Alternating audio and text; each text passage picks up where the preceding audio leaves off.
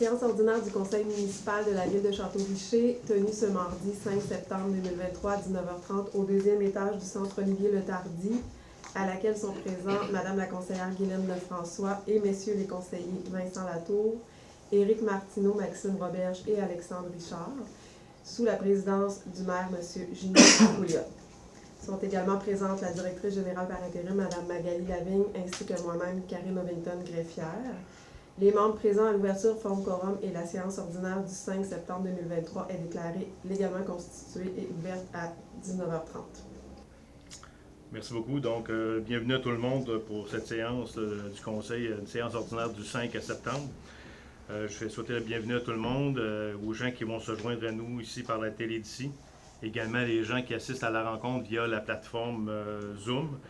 Et j'aimerais aussi saluer ou dire la présence des employés des travaux publics de la Ville. On est présentement en période de négociation. Les gens sont tous ici alignés au mur avec le chandail. Là. Vous ne les voyez pas, mais c'est marqué « Respect avant tout » sur leur chandail. Donc, on leur souhaite la bienvenue également.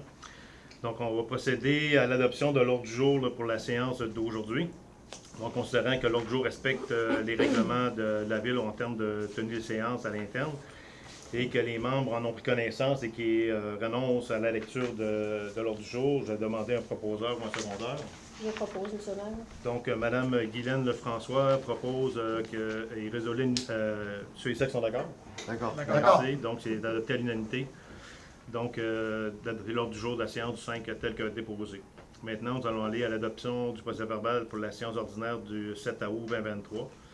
Donc, considérant que l'ensemble du conseil municipal ont individuellement pris connaissance de ce procès-verbal-là et que tous les membres du conseil renoncent à la lecture du dit procès-verbal, j'aurais besoin d'un proposeur ou un secondaire. Je propose, M. le maire. Donc, M. Maxime Robert, je propose qu'on accepte le procès-verbal de la séance ordinaire du 7 août 2023 tel que présenté. Ceux et ceux qui sont d'accord? D'accord. Merci. Donc, c'est adopté à l'unanimité. Nous allons maintenant passer aux comptes généraux pour la période du 31 août au 1er septembre. Au 31 août, je veux dire. Donc, les états généraux, comme on fait d'habitude, on présente toujours les montants qui sont supérieurs à 5 000 $. Donc, il y a un remboursement à faire aux trois couvents là, pour le mémorial Olivier-Le-Tardy qui est de 8 880 $. Donc, c'est un montant qui va revenir à la Ville là, via la subvention qui avait été accordée là, par le gouvernement du Canada dans ce dossier-là. Après ça, on a une quote-part au niveau de l'OMH qui est de 9 334 $. On a aussi l'entente pour le technicien là, en prévention d'incendie. Donc, on a un versement de 10 075 et 62 $ à verser. Après ça, il y a l'entraide avec la Ville de Sainte-Anne-de-Beaupré là, pour les pompiers. Donc, on en a pour 14 851 et 58. Nous avons également l'équipement pour les services d'incendie. On a acheté de l'équipement donc, qui est de 5 147 et 71 $. On a aussi pour l'entretien d'usine Kemira Water, donc on en a pour 10 200 $ et 40 sous. Après ça, il y avait l'eau Vileco, la collecte là, pour le mois de juillet, 30 582 et 88 $. Nous avons également Édifugeur, donc l'allocation des conteneurs pour l'éco-centre, qui est de 14 992 et 77 $. Après ça, nous avons les installations électriques pour le terrain de soccer. Donc, ça nous a coûté 5 243 et 65 $. Le pompage des stations d'égout, ça nous a coûté 6 098 et 73 sous. Après ça, le service de sauveteur pour la piscine, du 9 juillet au 26 août, on en a pour 33 626 et 48. Le transport, les autobus de la seigneurie, donc pour le transport, les sorties de camp de jour, on en a pour 34 204 et 41 sous. Après ça, on a eu, pour l'Agence de revenus du Canada, un retour à faire de 20 247 et 10, ministère du Revenu du Québec, 49 561 et 81 sous, Hydro-Québec, 8 111 et 44 sous. Et les assurances collectives pour les employés, on en a pour 8 834 et 17 sous. Donc, on a un sous-total de 348 889 et 54 sous, plus les salaires pour le mois d'août de 153 309 et 68 sous. Donc, on a un grand total de 502 199 et 22 sous. Donc, j'aurais besoin d'un proposeur ou une proposeuse là, pour l'acceptation des dépenses des comptes généraux. Je propose, M. le maire. Donc, Mme Guylaine de François propose d'approuver la liste des comptes à payer pour la totalité de 502 199,22 sous pour la période qui se termine au 31 août 2023, incluant le salaire. Ceux et celles qui sont d'accord? D'accord. Merci. Donc, c'est adopté à l'unanimité. 5.2, donc c'est la résolution, c'est une modification de résolution qui porte le nom 223, le numéro 223-06-03-041 relatif au règlement 592-21. Donc, c'est un règlement d'emprunt qui avait été fait dans les années 2021 pour des travaux d'infrastructure sur la rue du Couvent et la montée des Chaînes. Donc, on avait joint dans cette demande-là les deux projets qui représentaient 645 875 $. Mais comme on constate que la montée des chaînes, on ne pourra pas le faire pour des raisons techniques, on vous en avait déjà parlé. Et en plus, on sait que les coûts des travaux ont augmenté, donc le solde de 323 000, le solde qui restait là, de 300 et quelques mille, finalement, on ne l'utilisera pas. Donc, on va retourner cet argent-là pour ne pas payer des intérêts là, sur le 645 000 inutilement. On va payer des intérêts seulement sur le montant là, qui est de 323 690. Donc, je propose donc d'informer le ministère des Affaires municipales et de l'Habitation du nouveau montant de l'emprunt à réaliser dans le cadre du règlement 592-21. Intitulé règlement numéro 192-21 décrétant d'une dépense de 645 875 et d'un emprunt qui excédant pas le même montant pour réaliser travaux de réfection des infrastructures pour la rue du Couvent et la montée des Chaînes. Donc, il est autorisé la trésorière et le maire à financer le montant de 323 690 pour la réalisation des travaux de la rue du Couvent Ouest uniquement. La montée des chaînes, on refera une autre demande plus tard là, en incluant les coûts réels et le faisant faire par aussi un contracteur. Donc, ceux et celles qui sont d'accord? D'accord. Merci. Donc, c'est adopté à l'unanimité. Nous allons passer maintenant au point des suivis d'information. Donc, je vais passer la parole à M. Latour. Oui, bonjour. Donc, pour débuter, j'aimerais remercier en fait là, les moniteurs des camps de jour qui ont donné leur énergie cet été pour assurer en fait là, le bien-être de nos jeunes, tout comme les sauveteurs aussi là, qui ont en fait surveillé la piscine. Donc c'est difficile à en trouver, puis je trouve qu'ils se sont donnés, puis notre piscine était très sécuritaire. Vous avez reçu aussi la programmation des loisirs donc pour l'automne. Donc toujours disponible sur les différentes plateformes et s'inscrire pour faire en sorte que les activités puissent débuter. Puis de se dépêcher pour les activités en rayon qui a plus d'achalandage. Aussi, il y a plusieurs activités nouvelles. Puis c'est pas mal ça. Ouais. Il y avait le retour sur le cinéma plein air. Oui, je peux bien dire que le cinéma plein air, que malgré la pluie, ça a été bien fait. Donc le comité des loisirs a décidé en fait, quand on avait planifié un plan B, puisque la météo n'était pas de notre côté, on a pu présenter le film en fait là, à la salle ici, là, en bas. Donc c'est pas mal ça. Merci. Les bénévoles pour l'Halloween. Là, moi, j'ai pas tout ça, là. Okay. Parce que là, moi, j'étais pas là, puis pour de vrai. Il y a l'activité de l'Halloween c'est au mois d'octobre, comme on le sait. Ouais. Et l'an passé, on avait fait appel à des bénévoles là, pour organiser l'activité. Puis on a vu une belle fête qui avait été très populaire. Les gens avaient participé, puis c'était une première pour nous là, au niveau de la ville pour souligner l'Halloween de cette façon-là que les enfants, il y avait une soirée le soir avec de la danse et tout ça. Donc, ça avait été vraiment là, très apprécié des parents et des enfants.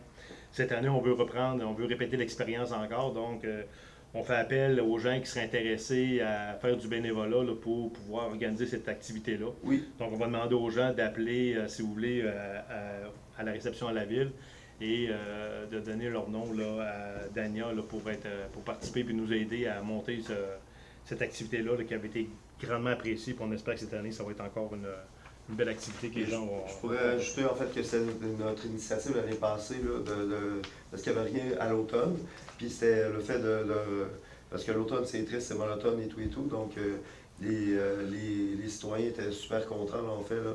d'avoir une activité autre, puis on va l'augmenter parce que ça avait vraiment été avec l'école à côté, là, avec les jeunes et tout, là, donc oui. Donc, c'est ça. Merci. Merci, M. Latour. Je vais passer la parole à Guylaine pour la rentrée scolaire. Oui, bien, tout simplement pour souhaiter une bonne rentrée scolaire à tous nos jeunes étudiants, à tout le personnel de l'école aussi.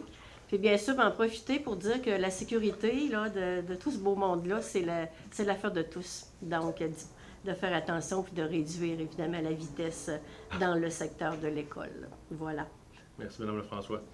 Monsieur Martineau? Oui. Premier point, l'activité de journée patrimoine qui va se tenir dimanche prochain, le 10 septembre 2023. J'invite les gens là, qui sont intéressés à s'inscrire, soit en téléphonant à la réception de la ville ou via la plateforme Kidigo. Puis, dans cette activité-là, on visite deux maisons là, du 18e siècle. On visite l'intérieur de ces deux maisons-là. Puis, ensuite, là, il y a des démonstrations là, de maçonnerie, là, puis de pose de tôle traditionnelle. L'invitation est lancée. Puis, d'ailleurs, ça s'adresse là, à tous les résidents de la MRC, là, s'il y en a qui écoutent, de l'extérieur de Château-Richer. Bien. Ensuite, il y avait un deuxième, en réalité, 2 points là, sur des articles de règlement là, sur lesquels là, on va observer une certaine tolérance là, cette année en raison du grand nombre de citoyens affectés par la situation, là, en attendant là, de modifier en bonne et due forme le règlement. Les 2 points, là, c'est que au niveau des abris d'hiver et clôtures à neige, le règlement actuel là, dit que les abris d'hiver, tant pour les véhicules que pour les piétons à l'entrée d'un bâtiment, ainsi que les clôtures à neige, sont autorisés dans toutes les zones du 15 octobre au 1er mai de l'année suivante. Dans les zones ASD 112, ASD 115, ASD 124 et toutes les zones forestières. Les abris d'hiver sont autorisés du 15 octobre au 1er juin de l'année suivante. La nouveauté c'est que le règlement actuel ne reflète pas la réalité de plusieurs citoyens, dont les personnes âgées, qui profitent souvent de l'aide de leur famille pour hiverniser leur terrain durant le long week-end d'octobre. En ce sens, nous allons tolérer le montage des abris d'hiver à compter du 1er octobre. Le démontage devra, quant à lui, se faire aux dates spécifiées dans le règlement actuel. Donc, 1er octobre pour installer les abris d'hiver. Deuxième point, c'était le point 9.3.2, entreposage extérieur de véhicules de loisirs et utilitaires.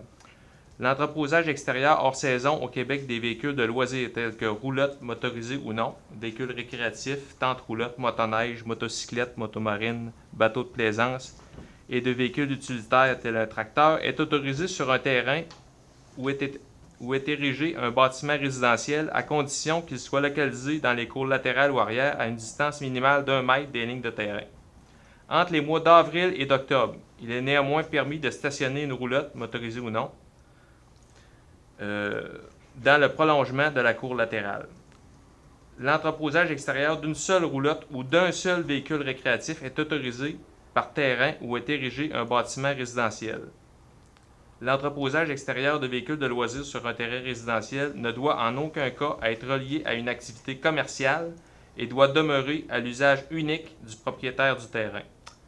Bon, donc la différence pour cette année, c'est qu'en réalité, là, nous avons dû envoyer des dizaines d'avis d'infraction l'an dernier pour l'entreposage de véhicules récréatifs. Il serait intéressant, nous rappelons aux citoyens cette règle, et d'ajouter que nous allons tolérer l'entreposage d'un maximum de 2 véhicules récréatifs sur le même terrain, sous condition que les 2 véhicules appartiennent au propriétaire du terrain sur lequel ils sont entreposés. La raison est simple, c'est que certains citoyens possèdent plus d'un véhicule, puis également 2 dans le sens, puis il faut que ce soit le propriétaire du terrain parce qu'on ne veut pas que ça devienne un genre de commerce. Là. C'est ça. Parfait, merci beaucoup. Je vais passer la parole à M. Robert. Merci, M. le maire. Oui, c'est pour parler de la retraite qui approche pour M. le curé. Donc, le père Jacques Fortin, va se reposer bientôt. Donc, le 17 septembre, on aura ici à notre église là, une cérémonie présidée par le cardinal de Québec qui viendra là, faire la messe à 10 h le matin. Donc, tout le monde est invité. Tout le monde de la Côte de Beaupré aussi. Et il y aura une cérémonie, pas une cérémonie, mais une activité après, là, ici au centre communautaire, pour souhaiter bonne retraite à Jacques. Donc, en mon nom et au nom de tous les conseillers ici, bonne retraite, parce que je sais que M. Fortin nous écoute via la télé d'ici. Merci, M. le maire. Merci beaucoup. M. Richard. Oui, donc c'était pour faire un suivi là, au niveau des cyclistes sur la rue Saint-Achille, Saint-Ignace. Suite à une résolution qui a été prise au dernier conseil, soit le 7 août. Donc, il était décidé d'interdire les cyclistes là, sur une portion là, à partir là, du KCR Karting jusqu'à la fourche Saint-Achille, Saint-Ignace. Dans cette portion-là, l'interdiction là, est autant pour les résidents, il ne faut pas oublier, que pour ceux qui viennent de l'extérieur. Cette décision-là a été faite, il a déjà été discuté le 7 août, là, mais suite, entre autres consultations et des discussions qu'il y avait eu avec la MAMACH, je m'abuse, merci, pour valider. Donc, là, présentement, on est dans une étape de transition. Évidemment, là, le temps de commander les pancartes, de les recevoir là, durant la période d'été, c'est plus difficile un peu. Donc, pour l'instant, c'est sûr qu'il n'y aura pas d'avis d'infraction qui vont être donnés par la police, étant donné que la signalisation n'est pas installée. Donc, là, présentement, ça va être des avis, des avis verbaux, effectivement. On va continuer à faire une campagne d'information, autant sur les réseaux sociaux, les différentes plateformes. On va essayer de rejoindre le plus de monde possible. Mais en attendant, on demande aux gens là, d'être conciliants. Les avis vont se faire et quand la signalisation va être installée, à ce moment-là, les avis d'infraction vont être faits s'il y a lieu. La section, ils peuvent... Merci. Donc, c'est ça. La section du KCR Karting jusqu'à la fourche, c'est la section qui est interdite. Avant ça, avant le KCR Karting, donc tout le développement ici, puis à partir de la fourche, donc aussi un quartier résidentiel là, à partir de la fourche vers le haut, vers le nord. Donc ces zones-là ne sont pas touchées par l'interdiction, étant donné que le niveau de dangerosité n'est pas là. Donc là, il n'y a pas de problématique là, aux gens là, de circuler. Mais entre la section, entre le karting et la fourche, dans cette section-là, que tu sois résident ou pas, tu n'as pas le droit de circuler là-dedans. C'est ça que la résolution disait quand on l'a voté dans la dernière séance du Conseil. Fait qu'on tenait à préciser cette information-là. Des fois, il y a beaucoup d'informations qui circulent, mais pas toujours juste. Puis on invite les gens, quand ils ont des doutes sur l'information qui circule en dehors du cadre de la municipalité et de la ville, c'est d'appeler à la réception pour s'informer sur la réglementation ou sur les points d'information, afin que vous ayez l'information juste et précise. On vous demande durant cette période-là d'être respectueux, là, durant la période de transition, là, le plus possible. Merci, M. Richard. Merci.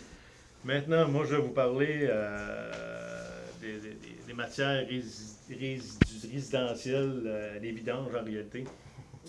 En réalité, nous autres, on a été saisis de ce sujet-là pas jeudi passé, mais jeudi d'avant. On était en séance préparatoire, puis on avait appris dans la journée là, que les gens avaient reçu des lettres à la maison pour les informer. Cette lettre-là, elle avait pour but de sensibiliser, si on veut, les gens là, à l'importance au niveau de la collecte des matières résiduelles au niveau résidentiel. Et ça voulait mettre en lumière aussi toute la gestion qui est à faire aussi par la compagnie Vileco. En réalité, avec le ministère de l'Environnement, si on veut, parce que le ministère de l'Environnement est un petit peu là-dedans, puis on veut sensibiliser les gens beaucoup à faire attention à la récupération, parce que là, on s'en va aussi via la collecte des matières organiques, là, avec la biométhanisation qui s'en vient, qui va être en place bientôt. On est en train d'acheter des sacs pour faire du compostage ou ramasser les choses aussi en même temps. On veut que les gens soient sensibilisés, on veut que les gens fassent attention et qu'ils mettent vraiment ce qui est compostable, le mettre à part. Après ça, qu'est-ce qui va être réutilisable au niveau du recyclage, vraiment s'assurer que les choses vont dans les bons bacs. Donc, la façon que la soumission a été faite, ça a été faite via la compagnie Vileco. Et eux, c'était d'y aller vraiment avec une adresse, un numéro civique. Donc, il y a un bac par numéro civique par adresse. Puis, eux, ils ont fait en réalité la soumission en tenant compte de ces éléments-là, tout en ayant un aspect en arrière de tout ça, d'éducation et de sensibilisation des gens pour mettre les choses dans les bons bacs aussi en même temps, parce que des fois, on s'est rendu compte que les gens, ils mélangent un peu les choses. Moi-même, je mettais 2 bacs, là. J'en mettais aux 5 semaines, 6 semaines, j'en mettais 2, là. Puis je sais que là, il faut que je change mes habitudes, ça va être un à la fois, là, maintenant, là. Mais j'étais un de ceux qui faisait ça. Puis j'ai été surpris, mais en même temps, je comprends qu'est-ce qui est en arrière de ça aussi. Le autre problème qu'on a par rapport à ça, c'est que les gens mettent tellement de sortes de choses dans les bacs, et des fois, ils vont mettre des bonbons de propane, ils vont mettre du métal, ils vont mettre des morceaux de bois, des choses comme ça. Fait que le bac, quand il est vidé, lui, dans le camion, c'est tous des camions neufs pour cette compagnie-là en plus, là. Ben, quand les camions, quand ça débarque dans les choses, ils ont des cylindres puis ils poussent le matériel. Le matériel devrait être mou puis devrait se compacter. Tandis que là, quand ils pognent des morceaux de métal ou des morceaux de bois, ils brisent des cylindres puis ils brisent la machinerie aussi. Puis ça brise même le dedans des boîtes là, des camions. Là. Fait qu'on demande aux jeunes de faire attention à ça. On a un éco-centre ici qu'on a ouvert, qu'on a mis limité pour les gens.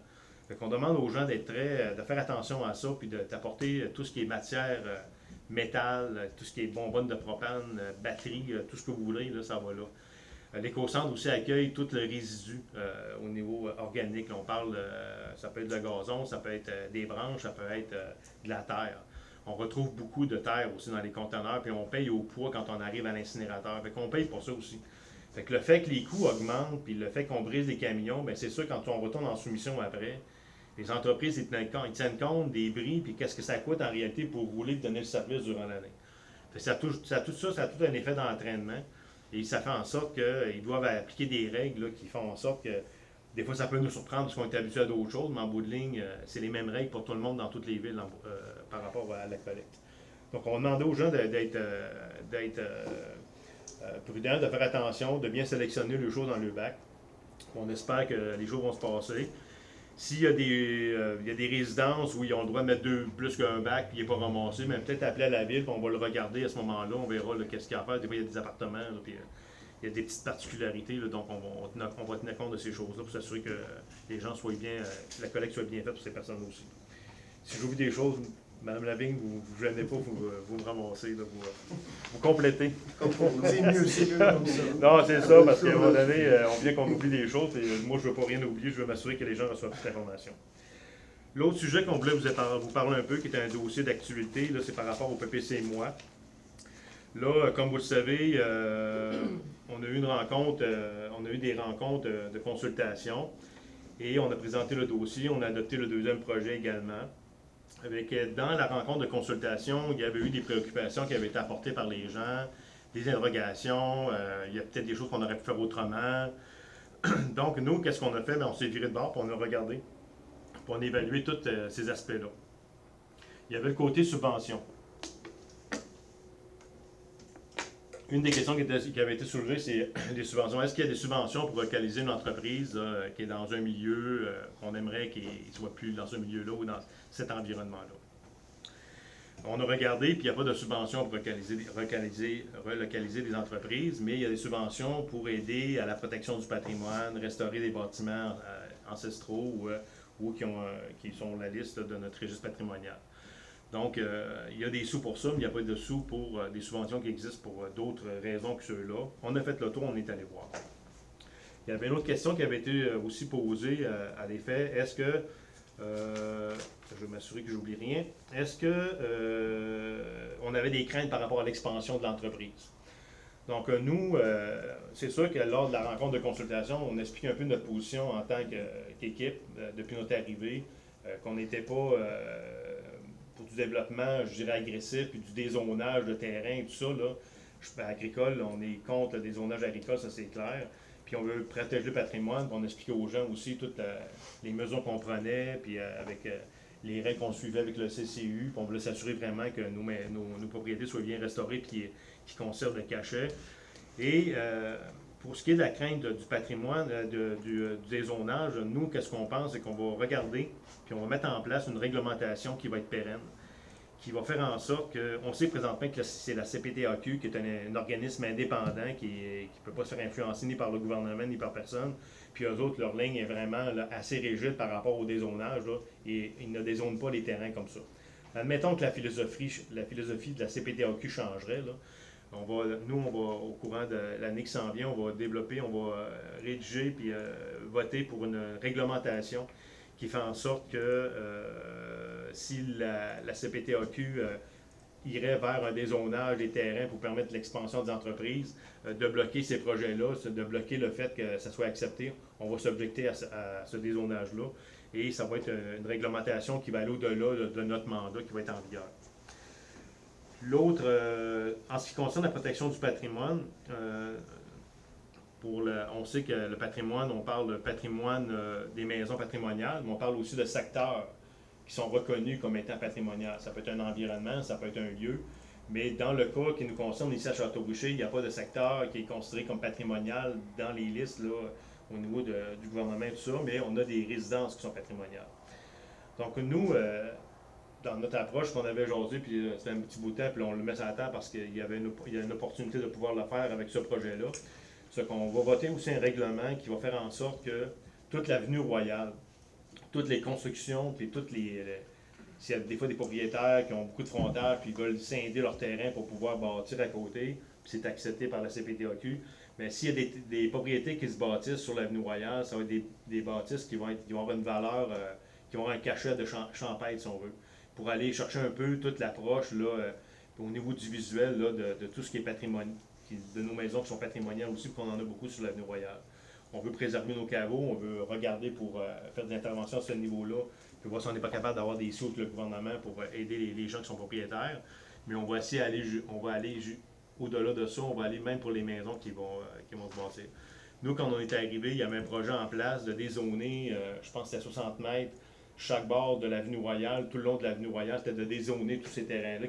C'est un projet qui avait été demandé, qui avait été déposé à la MRC. Nous, on a dit non à ça. On a arrêté le projet dès ce moment-là. Donc, c'est sûr qu'on s'inscrit dans cette formule-là. On va continuer à travailler dans ce sens-là également. Donc, ça, c'est un autre aspect là, des préoccupations que les gens avaient par rapport à ça. Donc, dans l'approche, puis afin de s'assurer qu'on a vraiment regardé tout, puis qu'on a fait le tour de tout, puis qu'on a répondu vraiment aux questions des gens et aux préoccupations, parce que je ne veux pas que les gens pensent que quand on consulte, on fait ça à la légère, là. Oui, on a suivi la procédure. Oui, le projet est accepté parce que ça répondait à toutes les normes au niveau du CCU, au niveau du plan d'aménagement. Puis, il y a aussi le droit de propriété qui est là aussi, qui existe également, qu'il ne faut pas oublier. Là. Mais même si la procédure était faite, il y a eu des préoccupations, puis je pense qu'on y répond à ces préoccupations-là. Donc là, dans un second temps, ce qu'on va faire, c'est qu'on va faire une rencontre d'échange et d'informations auprès des gens. Puis on va s'arranger pour avoir une espèce de panel, avoir des personnes qui sont en place ici, là, qui vont être assis avec nous autres, qui vont être capables de répondre le plus possible aux questions des gens. Et on va demander aussi à la télé d'ici d'être présent à cette rencontre-là, même si c'est une rencontre d'échange et d'information, pour que ce soit télédiffusé, pour que la population voit aussi l'importance de ce projet-là, puis qu'il voit aussi l'impact et qu'il soit rassuré aussi sur le fait que toute la mécanique ou la technicalité du suivi du dossier a été respectée dans le dossier. Donc, on va s'assurer de le refaire. On devrait faire ça entre la mi-septembre, début octobre. Là, c'est notre fenêtre où on a présentement, là, où on veut faire aussi cette démarche-là. Au niveau des signatures, on va attendre de voir. Là, il nous reste encore des vérifications à faire par rapport à ça pour savoir comment enclencher là, le processus. Comme vous le savez, on vient de passer une période estivale, donc il y a eu beaucoup de personnes qu'on avait à consulter qui étaient en congé, donc on n'a pas pu avoir des réponses complètes à toutes nos questions. Il y a des réponses qu'on a obtenues, mais c'est pas, disons que c'est pas tout à fait complet. Fait qu'on va poursuivre le processus de ce côté-là, puis on verra qu'est-ce que les gens ou la population va décider par rapport à ça. Par contre, il y avait une autre question qui avait été soulevée lors de la consultation, c'était est-ce que ça va coûter de l'argent un vote? Oui, ça coûte de l'argent un vote. Un vote référendaire au niveau de la ville, c'est 40 000 que ça va coûter. Fait que je tiens quand même à préciser et à dire aux gens. Il y a des gens qui vont dire je me sers de ça pour bloquer le projet ou de bloquer. Moi, je dis que la démocratie, ça a un prix. Mais le prix dans ce cas-là, c'est 40 000 pour les gens. Donc, mais pour ce qui est de la technicalité, comme je le dis, là, c'était suivi à la lettre. Donc, si on le demande, c'est parce qu'on veut le demander, parce que c'est pas parce que je dirais qu'on n'a pas respecté les choses, tout a été fait correctement là-dedans. Donc, il y a un coût associé à ça. Donc, là, présentement, on a déjà 20 000 pour les élections, parce que les prochaines élections, le gouvernement nous a après notre premier prévision budgétaire, après notre premier projet de budget budget pour la ville, on devait prévoir des sous de côté là, pour des élections. Fait qu'on a déjà un 20 000 de côté, ça c'est sûr, mais il va rester 2 ans pour finir de payer s'il y a un vote cette année, puis ramasser le 40 000 aussi pour l'année prochaine, pour le 2025 qui s'en vient des prochaines élections. Fait qu'il y a cet impact-là. En donnant le cas que le projet, les citoyens décideraient qu'ils n'en veulent pas du projet. Bien, s'ils décident qu'ils n'en veulent pas, bien, l'entreprise, pour en parler avec M. Gosselin, l'entreprise va rester là et elle va continuer ses activités comme elle est là présentement. Fait que ça change rien dans leurs activités à eux autres. Et si le projet ben, il est accepté par la population parce qu'il y a une demande de vote, bien, ça va coûter 40 000 pour se faire dire que les gens y en veulent du projet aussi en même temps. Donc, il y avait ça. Puis le dernier point que j'ai oublié de vous dire, c'est que M. Gosselin, après qu'on a eu la discussion aussi, les gens voulaient savoir s'il n'y avait pas moyen de se relocaliser à l'intérieur de Château-Richer. M. Gosselin a fait la démarche, il a vérifié. Et puis, il n'y avait pas non plus de terrain là, qui était disponible. Nous, on l'avait, moi, pour connaître un peu la ville, puis me promener, puis voir un peu qu'est-ce qui est disponible, parce qu'on reçoit des téléphones, des demandes des gens, je savais que c'était assez serré, puis c'était difficile, mais je suis pas du milieu des entreprises. Des fois, les gens, entre eux autres, se connaissent mieux, puis ils peuvent se dire un peu plus là, les possibilités, les marges de manœuvre qu'il y a, mais de ce côté-là, là, il y a eu les résultats, le retour des résultats était négatif. Là, il n'y a pas rien d'autre de se relocaliser.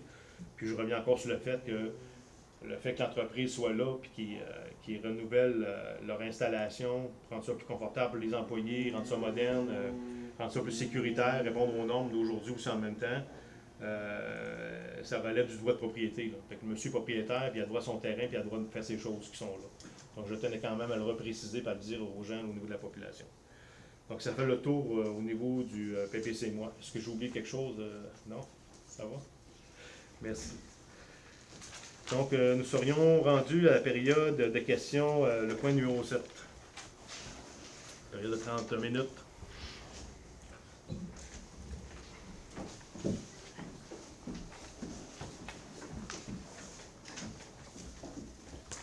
Bonjour. Bonsoir. Bonsoir. Initialement, on demande aux gens oui, de Nicolas silencier. Tremblay. OK. Allô? Donc, Nicolas Tremblay. Oui. Donc, initialement, je voulais poser une question, savoir si le conseil municipal était favorable là, à affirmer sa position sur la protection là, des terres agricoles dans le secteur du Petit-Pré. Donc là, je suis agréablement surpris de voir que c'est déjà quelque chose qui a été pensé et qui est possiblement là, en voie d'être fait. C'est vrai que la CTPAQ est là pour protéger là, les terres agricoles. Ceci étant dit, qu'ils prennent leurs décisions, parce qu'il y a toujours un dézonage là, qui se fait à chaque année là, à différents endroits. Quand ils prennent leurs décisions, il y a plusieurs facteurs. L'un des facteurs, souvent, c'est la grandeur des terres. C'est vrai qu'au Petit-Pré, là, avec le développement qui s'est fait du côté du boulevard Sainte-Anne, puis la côte de Beaupré, les terres sont plus petites. Donc, tu sais, même si la CTPAQ est là pour protéger, il y a quand même quelques bémols là, qu'on peut apporter. Donc, je suis heureux de savoir, en fait, que vous êtes favorable là, à une résolution ou un règlement là, pour affirmer votre position. Je voudrais juste savoir, en fait, quel type d'échéancier là, que je peux m'attendre à ce niveau-là. On parle-tu d'ici la fin de l'année, l'an prochain, avant la fin du mandat? Bien, il y a beaucoup de dossiers présentement en place là, au niveau de l'urbanisme, au niveau des projets qui s'en viennent aussi. Puis c'est sûr que ça demande, puis ça requiert beaucoup de travail, parce que des fois, il y a même des consultations juridiques qu'il faut aller voir, comme sur un genre de règlement comme ça. On veut s'assurer d'écrire les bonnes choses, puis que ça ait la portée qu'on veut que ça aille. Hein? Parce qu'il y a des gens qui s'improvisent un petit peu juristes, puis ils interprètent les choses. Fait qu'on veut s'assurer que ce qui est écrit, ça veut vraiment dire ce qu'on veut dire. Donc, je dirais avec l'ensemble des dossiers qu'on a, si on veut être réaliste, comme je l'ai dit un petit peu d'entrée de jeu tout à l'heure, j'ai peut-être baissé le volume, mais j'avais dit vers le printemps à peu près. Puis, je dis, moi, comme ordre de grandeur, je donne d'ici ce temps-là. Est-ce que c'est réaliste de dire ce temps-là pour ce genre de règlement-là? Oui, hein? Ouais, 5 à 6 mois, parce qu'il y a la question de la préparation au niveau juridique, au niveau de la formulation. Après, c'est l'avis de motion. Et puis, il y a les 2 dépôts avant l'adoption finale. Donc il y a quand même déjà un processus de 3 mois déjà d'entrée de jeu, plus si on se laisse un loose d'1 mois ou 2 pour la formulation, s'assurer que... parce qu'on veut la pérennité dessus, on veut que ce soit quelque chose qui reste après avec le temps au cas où. Hein, parce qu'on dit Au-delà du conseil actuel. Exactement. Donc c'est ça l'intention. Donc il faut s'assurer qu'au niveau du verbiage, au niveau de la nomenclature, au niveau de la subtilité, etc., tout soit vraiment bien encadré et puis qu'il n'y ait pas de voie de contournement possible. Okay. Puis la deuxième question, qui est peut-être un peu plus difficile à répondre, est-ce que j'ai le droit à 2 questions? Oui, 2 questions. Oui. La deuxième question, peut-être un peu plus difficile à répondre, c'est quand on parle du secteur Petit Pré, il n'y a rien d'officiel qui existe. Là. On imagine une zone qui se définit de quelle façon, à peu près? Là, on parlait du zonage là, pour l'instant qui sont autour là, de l'entreprise Gosselin. On parlait de ces terrains-là parce que c'est ça la préoccupation des gens. Mais c'est sûr que nous, quand on va rédiger, puis on va écrire, puis on va regarder, il faut falloir qu'on voit, parce qu'une réglementation, en réalité, ça peut être pour la ville au complet aussi en même temps. Donc on va le regarder pour l'ensemble des secteurs de la ville, puis regarder, il faut que ce soit quelque chose qui se tienne, que c'est quelque chose qui représente vraiment la volonté du conseil, là, des choses qu'on dit depuis 2 ans en réalité. On n'a pas changé de fusil d'épaule par rapport à ça. C'est juste que là, il y a une opportunité d'en parler davantage, de le mettre ça en avant-plan. Puis ça fait partie de nos priorités, puis on va le regarder dans son ensemble. On ne le regardera pas juste pour ce dossier-là, puis après ça, que tout soit encore à refaire. On ne veut pas ça. Là. Quand on travaille, on va mettre l'énergie à la bonne place. Oui, M. Bouchard. Parce qu'on en a parlé, je me souviens bien, c'est Avenue Royale, entre Avenue Royale et le boulevard, donc c'est ça, mais sur toute la longueur, on va évaluer les zones, là, mais il resterait peut-être la largeur à déterminer.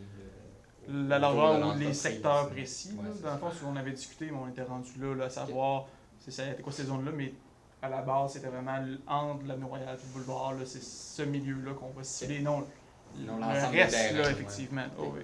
Je pense qu'il faut le prendre dans l'ensemble de la ville. Et comme je disais tout à l'heure, il y avait un projet qui était déposé à l'époque pour dézoner chaque bord. Puis on a dit non à ça sur l'avenue Royale au complet. Là. Fait que ça, je pense que c'est aux propriétaires individuellement, s'ils ont des besoins à faire, des demandes à faire, de s'adresser à la CPTAQ, puis de faire le demande, puis de déposer le projet à la ville aussi par rapport à ça. Je pense que ça devient des demandes individuelles par rapport à ça. Parfait. Merci beaucoup. Merci. Est-ce qu'il y a d'autres questions?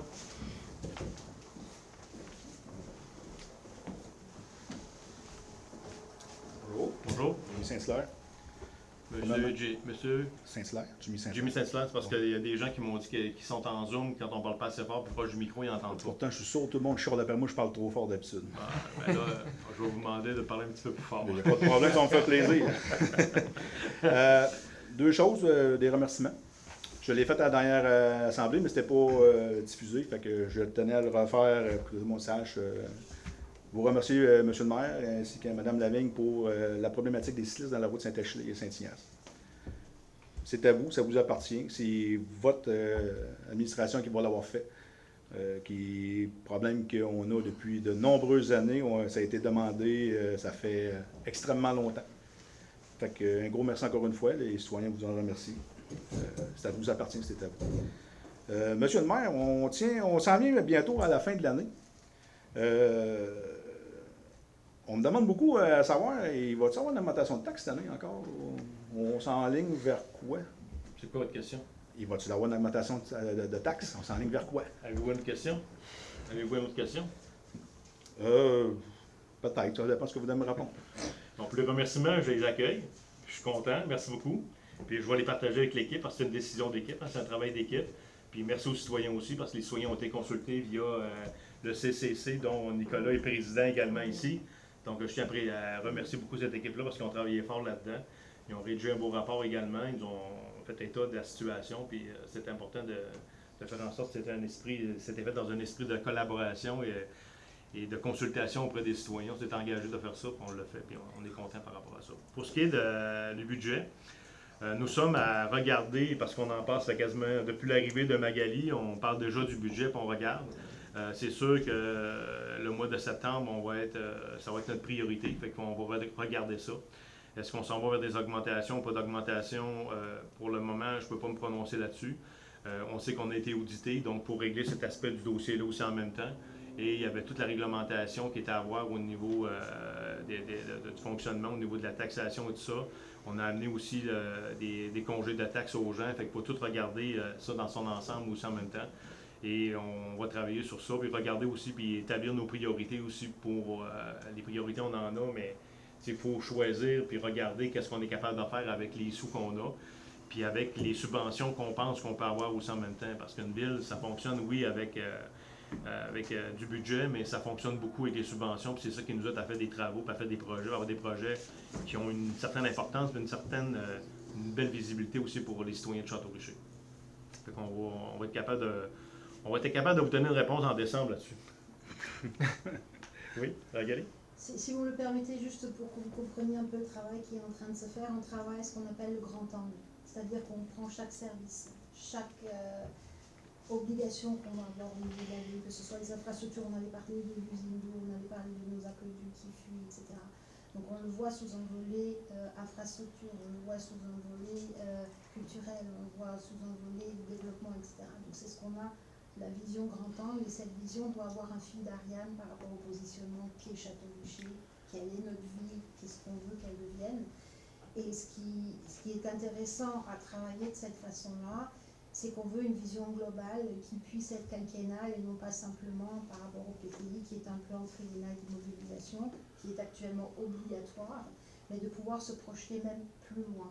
Ce qui veut dire qu'en ayant une vision globale de tout ce qu'on doit faire et de pouvoir hiérarchiser les priorités, ce travail-là nous permet d'aller chercher toutes les subventions qui sont possibles et de pouvoir y intégrer et y associer les parts du promoteur. Donc c'est vraiment de cette façon-là qu'on travaille pour avoir la moindre charge possible sur les citoyens.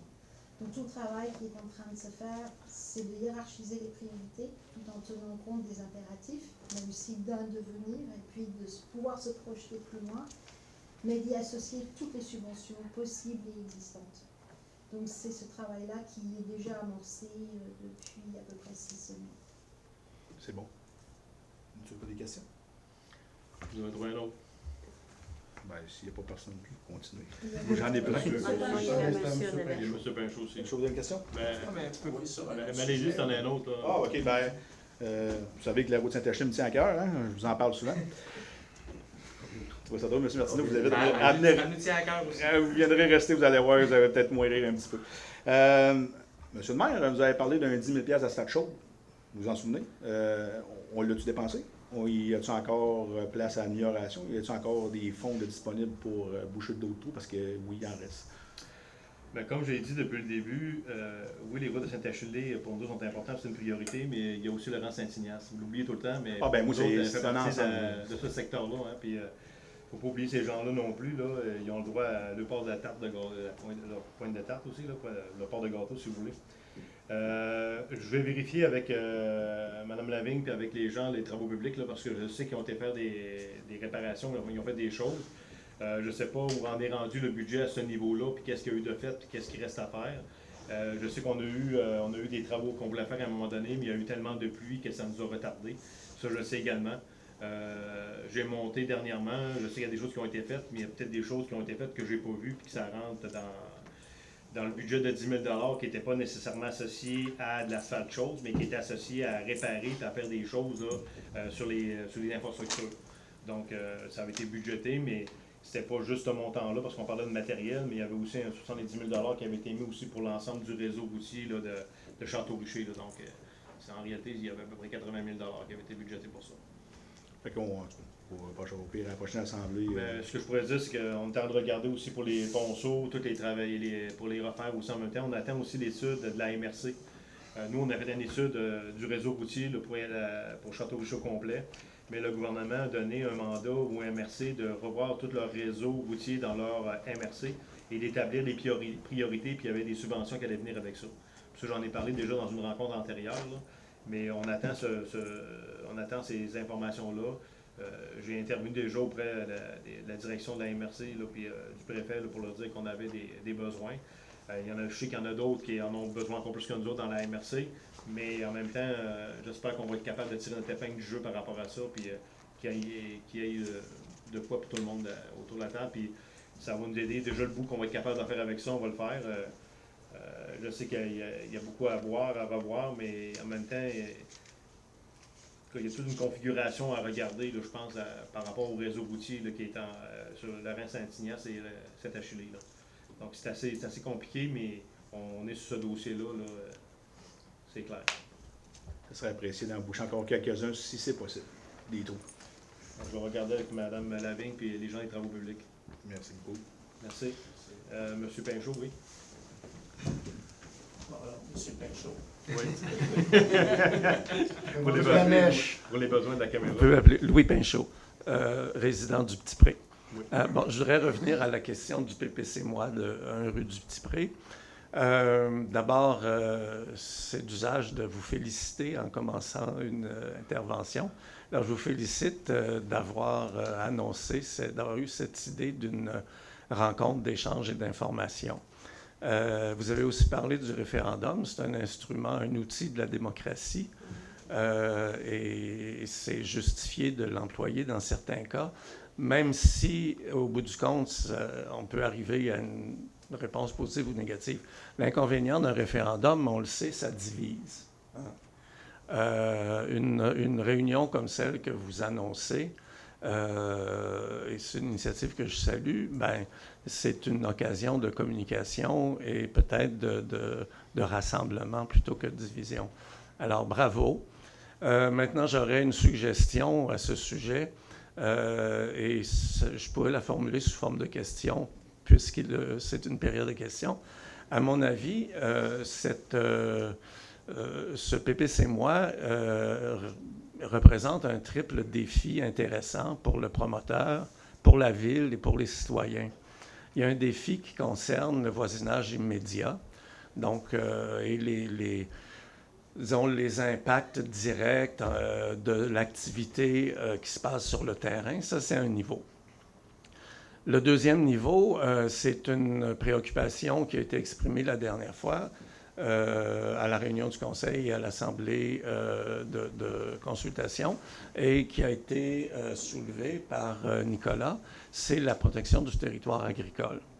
Il y a aussi un troisième niveau auquel je voudrais revenir parce que, avec tout le respect que je vous dois, je trouve que vous êtes allé un petit peu vite là-dessus. C'est la question patrimoniale parce qu'en fait, dans le cas qui nous concerne, enfin, dont on discute, c'est pas une question de zonage patrimonial, c'est plutôt une question d'insertion dans un paysage. Et vous avez mentionné que M.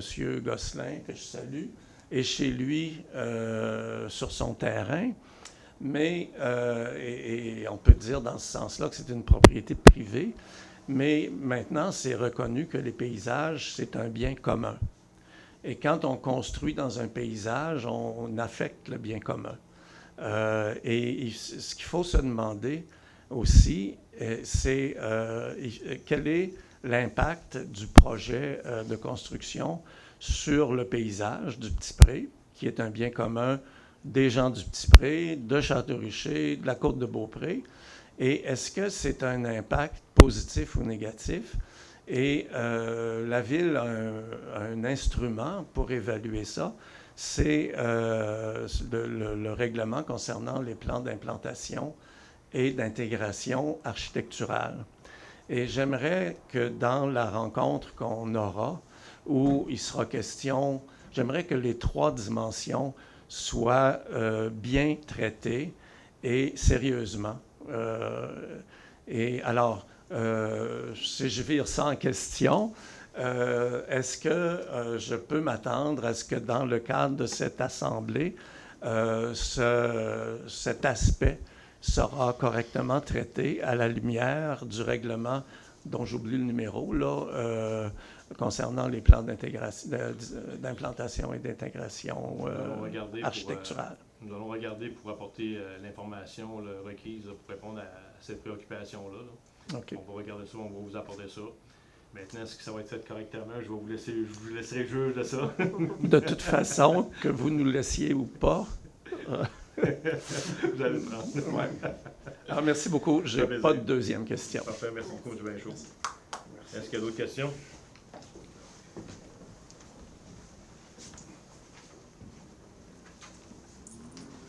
Bonsoir, Michel Barry. Alors, dans le cadre des séances d'information dont vous parlez, je pense que c'est une très bonne idée, il y a un intervenant, je pense qu'il ne faudrait pas oublier, c'est l'Union des producteurs agricoles. Je pense que leurs préoccupations d'ensemble sont importantes à être entendues, écoutées.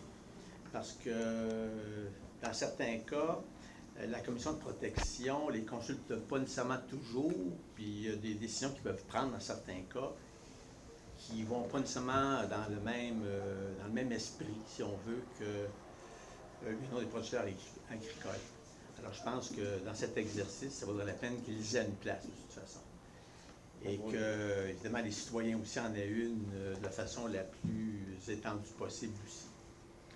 Les citoyens, ils vont être invités à cette rencontre-là, ça c'est sûr. Puis on espère qu'il va y avoir une bonne participation. Puis si on entend, puis on sait qu'il va y avoir une bonne participation, on s'arrangera pour faire ça en bas, aussi dans la salle, Olivier, dans la grande salle en bas, là, au lieu d'être ici. Là. Je pense qu'on avait déjà prévu le coup à l'époque. On avait dit que si à un moment donné, il y avait des rencontres, puis il y avait une bonne participation, qu'on pourrait faire ça ici en bas dans la grande salle. Il n'y a aucun souci par rapport à ça. On va s'organiser par rapport à ça. Puis on regardera là, pour l'invitation au niveau de l'UPA par rapport à ça. C'est ça. Non, je le mentionnais entre autres pour l'implication citoyenne, parce qu'il y a des citoyens qui ont eu le sentiment qu'on favorisait des questions davantage liées à peut-être l'industrie et tout le reste, plutôt que des préoccupations citoyennes. Alors c'est dans ce sens-là, je pense que ce sera important. Je l'ai écrit, là, on le prend en note, on va regarder tout ça. Là. Nous, ce qu'on veut, c'est que les gens soient confortables, qu'ils s'assoient.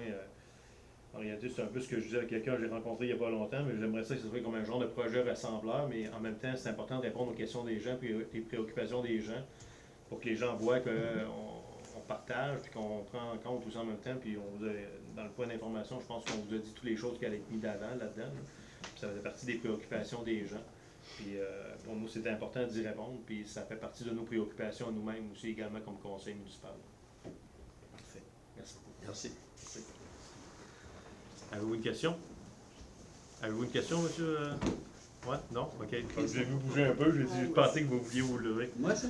Ouais? Non, monsieur en arrière. Monsieur Jobida. Monsieur Jutte? Oui. Bonjour. Oui, bonjour, M. Lutte, je suis Château-Richer. Moi, j'aurais une question, mais je pense que vous n'y répondrez pas à soir. Je vous en voudrais pas pour ça, pas du tout. Je voudrais savoir pourquoi, qu'à Château-Richer, au niveau de la rue Dick, le giratoire qu'on a, je l'appelle giratoire, mais il n'est pas giratoire. Pourquoi on n'est pas conforme avec tous les autres giratoires de la ville? Puis je vais vous dire pourquoi. Les gens en provenance de Québec qui veulent s'insérer dans la voie pour rentrer dans la rue Dick, quand ils voient qu'il y a des 10 roues ou des vannes, on le voit au loin quand on conduit. À un moment donné, ils prennent la voie puis ils viennent devant la petite bâtisse de pompage. Là. Puis là, ils traversent le boulevard. Là, la ville leur donne un ticket. Parce que vous avez une flèche. Puis la flèche, ça a l'air qu'on n'a pas le droit d'aller en ligne droite. Il faut monter vers Québec. Mais pourquoi on est la seule? Je vais informer de... Bonne question. C'est une bonne question. Oui, puis... Mais c'est les SQ qui donnent l'étiquette, hein, c'est pas la ville. Ouais, non, mais c'est ça, elle la donne, mais ouais. Tu veux faire l'individu, c'est un gars, possiblement c'est un citoyen de Château, il y a de la misère, il ne sait pas où passer, là. Ça, c'est le ministère des Transports? Oui, c'est ça. Est-ce que le ministère vous écoute, mais est-ce qu'il vous entend? C'est un gros ministère, le ministère des Transports, hein? Donc il faut prendre le temps de... Puis des fois, on explique des choses, puis peut-être qu'on l'explique mal. Ah. Puis des fois, on devrait s'assurer aussi d'avoir des retours, se mettre des échéanciers. Fait que ça aide aussi à la communication. On essaie de développer ce côté-là, mais je peux pas dire qu'on a une mauvaise collaboration, mais je dirais que c'est un ministère où il est assez important, puis ils ont beaucoup de travaux en cours, puis il y a beaucoup de choses qui se passent dans ce ministère-là, puis ils ont peut-être trop de dossiers pour le nombre de personnes qui travaillent là en réalité, je ne sais pas. C'est une impression personnelle que je partage. Peut-être que vous pourriez avoir l'appui de la MRC, parce que le giratoire qu'on a là, la rue la plus importante, on n'est pas conforme avec les autres. C'est pas normal. On va vérifier ça, monsieur. C'est pas normal. Deuxième question. Oh. Deuxième question. Elle n'est pas méchante, je pense que non plus, je n'aurai pas de réponse. Au début d'août, à 2h51 de bonne horloge, de la nuit, okay. Les vannes de bois passent à Lège puis ils montent à Saint-Achille. 2h51 à mon horloge. Peut-être que le vôtre c'est 53, mais moi c'est 51.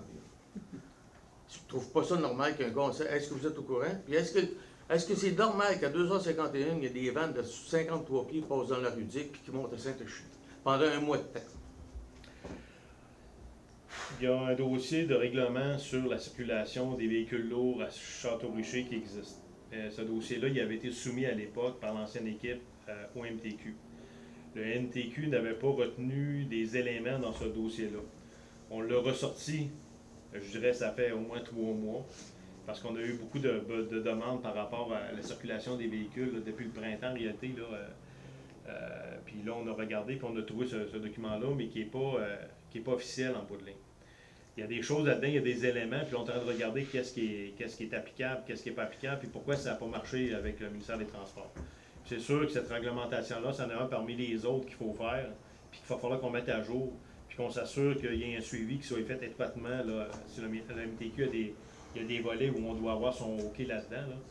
On doit s'assurer que ça soit respecté, puis qu'il y en ait un en vigueur, pour pouvoir faire en sorte d'encadrer les heures où les gens vont pouvoir circuler, d'encadrer le nombre d'essieux qui va pouvoir circuler aussi en même temps, d'encadrer les largeurs aussi en même temps là-dedans. Fait qu'il y a tous ces aspects-là. On le sait, on est conscient de ça. C'est juste que je pourrais vous dire qu'on a manqué de bras. Puis là, ben, des bras, on en a, là, sont tous là, nos bras. Puis on en a même ajouté de façon contractuelle qu'on va garder le temps nécessaire. On en avait parlé ensemble. On va regarder le budget pour l'année prochaine pour garder ces gens-là le temps nécessaire pour être capable de faire le tour le plus possible de l'ensemble de la réglementation qui existe ici à Château-Boucher. Il y en a que ça fait longtemps qu'ils sont là, puis ils ont peut-être besoin d'être aussi adaptés à la réalité d'aujourd'hui. Fait que ça fait partie des choses. Parce qu'il arriverait une tragédie à 2h51 de la nuit, on est tous couchés, ça descend de la côte, ça manque son coup. Moi, je pense que la ville de Château devrait être informée des transports lourds la nuit. Il ne devrait pas en avoir tant qu'à moi, là, mais... Bon, les gars, ça, c'est un problème majeur. C'est tout. J'ai répondu, finalement? Oui, en partie. C'est pas réglé, le dossier n'est pas réglé, mais j'ai répondu. En partie. OK. C'est bon. Merci. C'est bon? Pas d'autres questions? Il reste 5 minutes. Si jamais, sinon il y aura une deuxième période. Il y avait deux questions. Deux questions sur le Zoom, oui. Oui, que j'avais dit à la deuxième, mais si vous voulez répondre. Oui. M. Claude Véraud qui demande Monsieur le maire, le 24 août dernier, 27 résidents et résidentes des rues du Couvent-Ouest, Coteau et Coin-Joli ont fait parvenir à la ville par courrier recommandé une pétition lui demandant de régler une situation qu'ils endurent depuis déjà trop longtemps. Que répondez-vous aux signataires de cette pétition qui attendent autre chose qu'une simple assurance de suivi? Ben, ma réponse va faire suite au courriel que je vous ai déjà adressé en juin et juillet et mai dernier. Des membres du conseil ont été saisis de la situation dès le mois d'avril vers la mi-avril. Et on a reçu de votre part un premier courriel à la ville en mai.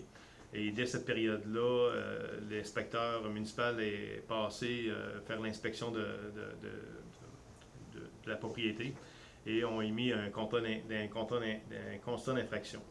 Il y a une réglementation qui est en vigueur, donc nous, on se doit de respecter cette réglementation-là puis de suivre la procédure qui est une procédure qui est légale envers les populations. Et je pense qu'il faut agir de façon correcte avec les gens. Puis je pense qu'il faut tenir compte aussi de la réalité puis du contexte dans lequel des fois évoluent certaines situations, certains dossiers. Donc, il y a eu 2 constats qui ont été faits de façon régulière selon la procédure et nous venons d'en émettre une dernière cette semaine et avec photo à l'appui et si les choses ne se corrigent pas, bien, le dossier va se ramasser devant la cour municipale. Nous sommes rendus à cette étape-là de la réglementation. Puis je pense qu'il faut toujours agir de façon respectueuse envers les gens, peu importe qui ils sont. Ce sont des citoyens, puis ils ont droit à notre respect par rapport à ça. Puis des fois, la procédure peut paraître longue, mais je pense qu'il faut la faire correctement envers tout le monde. Voilà. J'en avais une autre. Oui, oui, toujours de M. Véraud, dans le fond, Claude Véraud. Monsieur le maire, qu'est-il de l'installation d'un surpresseur d'eau pour les résidents des rues du Couvent-Ouest, Coteau et Coin-Joli? Nous avons fait la demande d'expertise par un ingénieur là-dedans. Donc, nous avons eu des retards là au printemps parce qu'il y avait eu des tombées, de la neige qui est tombée. Et après ça, on a eu Mme Lavigne qui est arrivée, on voulait prendre le temps de prendre connaissance des dossiers en même temps. Et le dossier suit son cours. Ce qu'on avait dit aux gens, c'est que on devrait être en mesure de pouvoir mettre en place ce surpresseur-là pour le mois de novembre. Et là, on va voir un peu l'état de la situation, où on en est rendu par rapport à ça, par rapport à la procédure qui s'en vient. Si le délai est extensionné, c'est sûr et certain que je vais rencontrer les citoyens, les résidents de ces rues-là, comme je l'ai fait dans le passé avec M. Roberge. On va les informer de la situation, s'il est arrivé un imprévu ou n'importe quoi, dans ce dossier-là. Mais c'est sûr que c'est un dossier pour nous qui est important. Je sais que les citoyens m'ont dit que ça faisait 30 ans qu'ils attendaient après ça, puis ils ont eu des promesses, des promesses, des promesses. Nous, on a agi, puis on le fait, mais ça se peut qu'on ait eu des contraintes dans l'articulation et la mise en place de ce dossier-là. mais c'est un dossier qui est en cours, qui suit son chemin, puis qui va être réglé, là, je vais dire, le plus rapidement possible. Parfait, merci. Ça fait le tour. Ça fait le tour. Merci. Donc, on va passer au point suivant. Il y aura l'autre période de questions un petit peu plus tard. L'autre volet, la deuxième partie de la période de questions. Nous sommes rendus maintenant au point 8, donc le service de l'urbanisme, dépôt du compte-rendu de la réunion du CCU. Je vais passer la parole à M. Martineau. Merci, M. le maire. Au point 8.2, construction de bâtiments complémentaires au 1 rue de la Promenade, lot 6 431 624. Considérant que le requérant soumet une demande pour l'ajout d'un cabanon en cour arrière de la résidence CISO 1 rue de la Promenade, considérant que le CCU a émis le 22 août dernier un avis favorable quant à l'ajout du dit cabanon, en conséquence, je propose que le conseil municipal autorise l'ajout du cabanon en cour arrière de la résidence CISO 1 rue de la Promenade. Merci beaucoup. Donc, ceux et celles qui sont d'accord? D'accord. Merci. Donc, c'est adopté à l'unanimité. Je vais passer la parole à Mme Lefrançois pour le point 9.1. Merci. Alors, embauche de M. Johnny Louis-Jean à titre de responsable de l'urbanisme, excusez. Alors, considérant l'adoption de la résolution 2023-05-06-134, prenant acte de la démission de Mme Catherine Perron à titre de responsable de l'urbanisme, considérant l'offre d'emploi affichée publiquement pour combler ce poste, considérant le processus de sélection mis en place afin d'évaluer les candidatures reçues, considérant la recommandation positive du comité de sélection à l'égard de M. Johnny Louis-Jean, considérant que le conseil municipal est en accord avec cette recommandation, considérant qu'en vertu de l'article 2.1 du règlement relatif à la gestion des règlements d'urbanisme, le responsable du service de l'urbanisme doit être nommé et désigné par le conseil de ville pour l'application du dit règlement.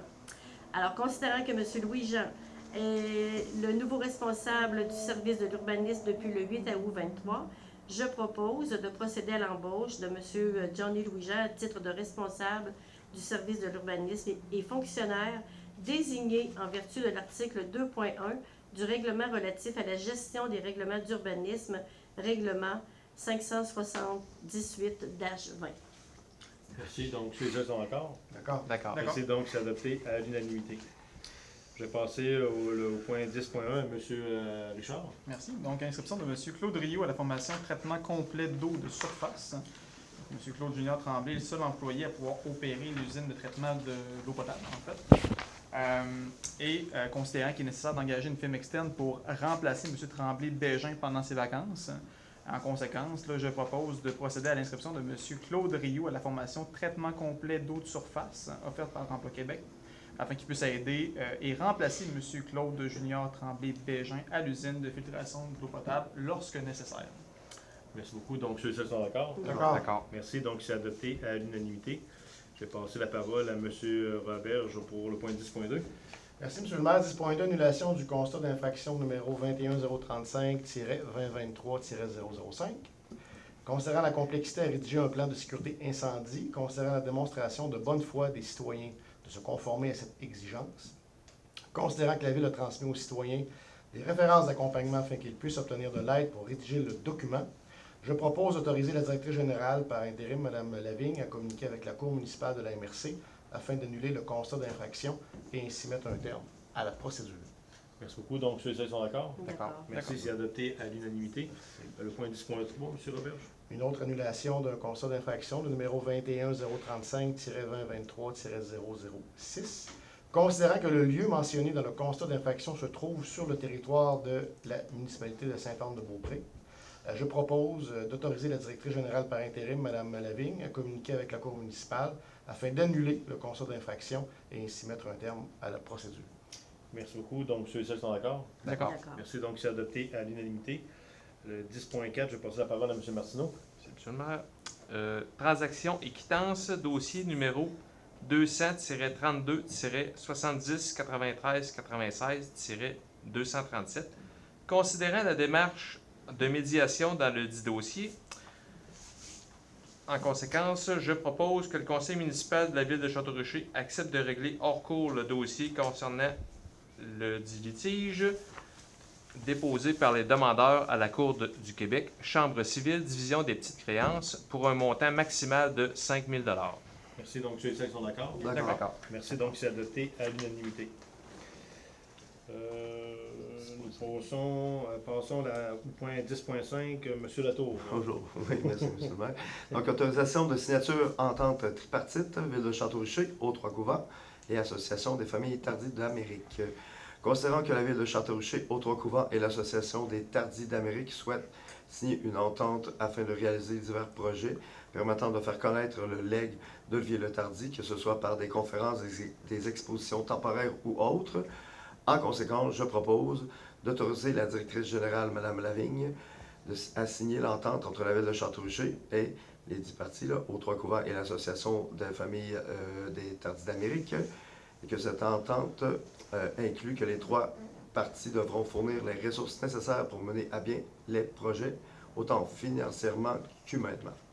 Merci beaucoup. Donc, ceux et celles sont d'accord? D'accord. Merci. Donc, c'est adopté à l'unanimité. Maintenant, nous passons au point 10.6. Monsieur Martineau. Merci, Monsieur le maire. 10.6, Club optimiste de la Côte-de-Beaupré, demande de don. Considérant que la Ville de Château-Richer est en présence d'une demande de commandite provenant du Club optimiste de la Côte-de-Beaupré, en conséquence, je propose que le conseil municipal accorde un montant de 250 $ au Club optimiste de la Côte-de-Beaupré pour l'organisation du tournoi de golf Le Montagnet au profit des jeunes et des enfants malades de la Côte-de-Beaupré. Merci. Donc, ceux et celles sont d'accord? D'accord. Merci. Donc, c'est adopté à l'unanimité.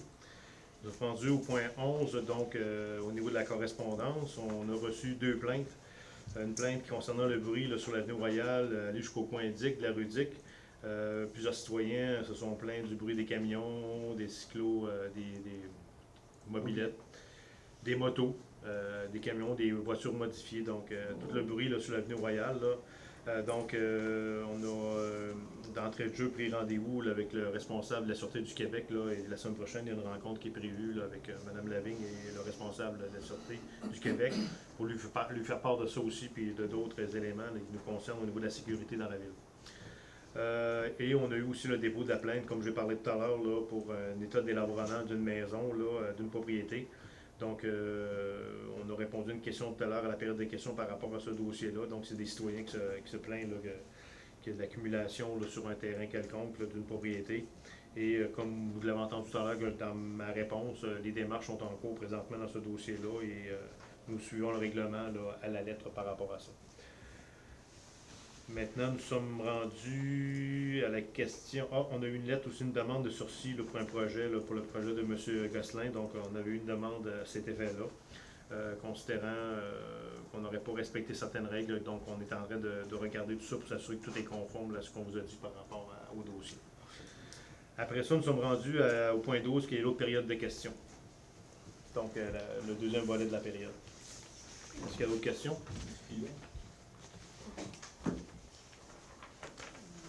Monsieur le maire? Oui. Je vais choisir. Oui, monsieur Pin. Louis Pinchot, encore une fois.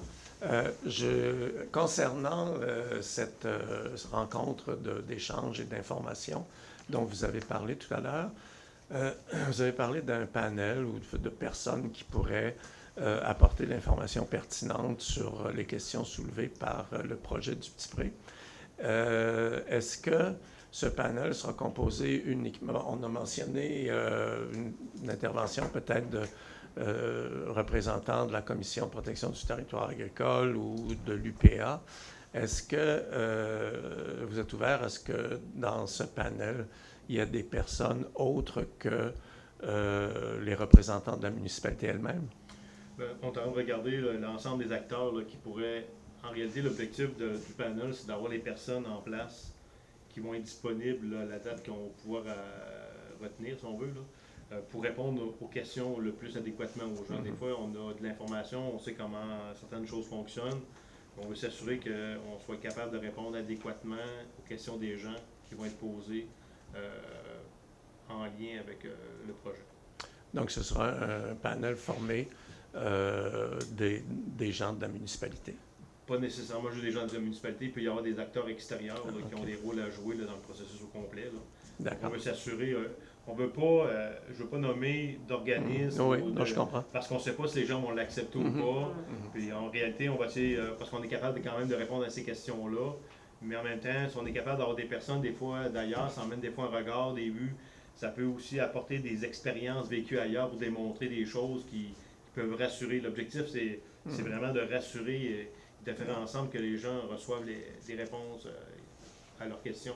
Pas nécessairement des réponses qui vont faire leur affaire, mais des réponses. Très bien, merci.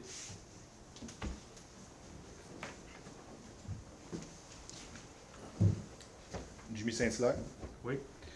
Comme on a vu tantôt, on a eu la visite de nos cols bleus, qui sont venus faire un tour. Parce que je peux comprendre, c'est que la convention collective n'est toujours pas signée. C'est ce que j'en déduis. On peut-tu savoir, en premier lieu, c'est quoi les points litigieux, pourquoi ça ne se signe pas? Et j'aimerais savoir, en second lieu, qui était à la table des négociations exactement, qui négocie pour nous, les citoyens? Là, présentement, le dossier, il suit son cours. Puis un dossier de négociation, on n'en met pas ça sur la place publique, puis on ne parle pas de ça sur la place publique du contenu. Parce qu'on négocie pas avec, on négociera pas avec les citoyens, mais on va négocier avec le syndicat en place. L'autre affaire, comme je dirais, personne ressource dans le dossier, au moment où nous sommes, il y a eu M. Jean-François Gervais dans le dossier. Après ça, il y a eu M. Bessner dans le dossier. Puis là, les deux dernières rencontres, c'est moi qui étais là. OK. Il n'y a pas personne d'autre. Ben, il y a Mme Lefrançois là, qui est parler qui représente. Là. Ben, Mme Lefrançois est là comme membre du conseil municipal. Là. Pendant les premières rencontres, moi, je n'étais pas là. J'étais là dans les deux dernières rencontres. C'est bon. Fait qu'on ne peut pas savoir les points litigieux. Non, je pense que c'est pas approprié de faire ça non plus. Parce que c'est une question de perception des fois, c'est une question de compréhension, c'est une question de coût aussi en même temps. Puis je pense qu'il faut être prudent par rapport à ça. Puis je pense qu'il y a eu une approche, il y a eu des échanges à date dans le dossier. Puis je pense qu'il faut suivre et respecter ce qui a été échangé avec les gens là-dedans. Je pense que c'est important. C'était ma question. Tu as d'autres questions? Est-ce qu'il y a d'autres personnes qui ont des questions dans la salle? Non? Zoom? Non. Je peux continuer. Si vous voulez prendre le 30 minutes. Je peux aller brasser et revenir. Si non, vous mais préférez. écoutez, ce soir, on va mettre fin à la période de questions. Ben, je vais rester ici jusqu'à mon 30 minutes. C'est pas obligé. Je voudrais vous entretenir sur le CCU, le comité d'urbanisme des citoyens. Ça, vous êtes obligés. On n'a pas le choix de la ville de Château d'en avoir un. C'est obligatoire, je pense. Là, je ne suis pas dans l'erreur. Moi, ma préoccupation là-dedans, c'est que des personnes qui sont là, puis je ne veux pas savoir c'est qui, ça ne m'intéresse pas de savoir c'est qui. C'est pas des personnes qui ont des compétences en la matière de bâtiment ou quoi que ce soit. C'est ce que j'ai pu comprendre aux dernières assemblées. Moi, ce qui me préoccupe un peu là-dedans, c'est que je vais vous expliquer un peu qu'est-ce qui se passe à côté de chez moi. La plus vieille maison Saint-Achillé, OK, 1827. Je vais vous montrer les photos tantôt. Vous avez accordé un permis de démolition à cette maison-là. La maison a été citée au patrimoine, mais l'ancien propriétaire qui est décédé n'avait vraiment pas eu moyen de réparer ça, de faire ça comme il faut dans les règles de l'art. Ma crainte là-dedans, c'est que le monde ne veut plus acheter ces maisons-là parce qu'il y a un fardeau fiscal qui vient avec ça. Vous savez, vous avez une vieille maison, je me suis une vieille maison. Il y a des choses à faire. On peut pas mettre des fenêtres en PVC sur une vieille maison, puis je comprends que ça jouerait un peu, là, mais y a-t-il moyen d'être un peu moins sévère avec ce monde-là? Parce que, quand je vous dis, moi, la vieille maison Saint-Achillé, c'est qu'elle reste en arrière de chez mon père. Là. Depuis mon enfance, je la connais. C'était la maison émilienne. J'allais là quand j'étais jeune, j'avais un dépanneur et tout. Je vais vous montrer les photos tantôt. Ben, la maison, là, en fin de semaine prochaine, là, elle n'existe plus. Elle va être partie. Je trouve ça vraiment de valeur. Honnêtement, je trouve ça vraiment de valeur parce que c'est notre patrimoine, là, finalement, qui s'en va. Parce que les règles sont tellement élevées que c'est pas tout le monde qui a moyen de. Tu sais, comme tantôt, vous disiez, on va s'assurer que s'il y a une maison patrimoniale, que la maison se construise à côté soit de même type. Tu sais, à Château-Richer, on a de la misère à avoir du monde, à avoir des nouveaux citoyens, puis là, on dirait qu'on s'acharne à mettre encore des règles encore plus strictes. C'est parce qu'à un moment donné, ça va arrêter où? C'est ça. Y a-t-il moyen d'être un peu moins sévère là-dedans? Première des choses, une maison patrimoniale, ça se démolit pas comme ça.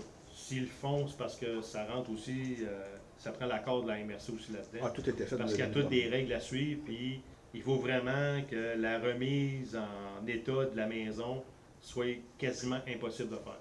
C'est le cas. Présentement, nous, ces maisons-là, il y a deux types de maisons. Tu as une maison sur le registre patrimonial, ce qu'on a à Château-Richer, puis tu as des maisons style historique. Le style historique, là, même en dedans, là, tu peux même pas changer une planche sans avoir l'autorisation. Tandis qu'une maison patrimoniale, en dedans, tu peux faire ce que tu veux. C'est l'extérieur qui est important de conserver puis de la mettre un peu comme si elle avait toujours été comme ça. Elle avait été bâtie comme ça, en réalité. C'est ça l'objectif. Puis présentement, l'approche qu'on a, c'est de vraiment respecter ça. Puis il y a des gens présentement qui ont rénové des maisons, qui en ont restauré à Château-Richer, qui n'avaient pas nécessairement les sous pour mettre vraiment ce qu'ils auraient dû mettre, mais on est allé en regardant l'ensemble de l'effort pour conserver la propriété, pour dire, voici le coup de pouce qu'on te donne, mais il faudrait penser qu'un jour, c'était ça à faire, il faudrait s'enligner vers ça, mais là, on sait l'argent que tu as mis dessus, puis on y va dans ce sens-là. Puis c'est ça un peu l'objectif de conserver, c'est de faire en sorte qu'on ne se ramasse pas avec des maisons, comme vous venez de le dire, qu'on est obligé de détruire parce que sont quasiment plus récupérables en réalité. Ils n'ont pas été réparés au fil des années. Ils n'ont pas été réparés au fil des années, puis peut-être qu'à l'époque, ou je ne sais pas de quoi, les règles étaient faites en sorte qu'il n'y avait pas, on n'en avait pas d'emprise pour pouvoir faire des travaux, mettons, de la ville. Vous comprenez? Puis il n'y avait peut-être pas nécessairement une volonté de vouloir le faire non plus. Puis peut-être qu'il n'y a personne qui était alerté par rapport à ça, parce que peut-être que si les anciennes équipes avaient été alertées de ça, peut-être qu'ils auraient intervenu, je ne sais pas. Il y a beaucoup de peut-être là-dedans. On en est malheureusement rendu à ce constat-là pour cette maison-là. Donc, il faut s'assurer de la sécurité des gens qui sont autour, il faut s'assurer de la sécurité des gens qui circulent autour de la maison pour pas que la maison s'effondre et qu'elle tombe sur eux autres, puis peu importe qu'est-ce qui peut arriver. Il faut faire attention à ça aussi en même temps.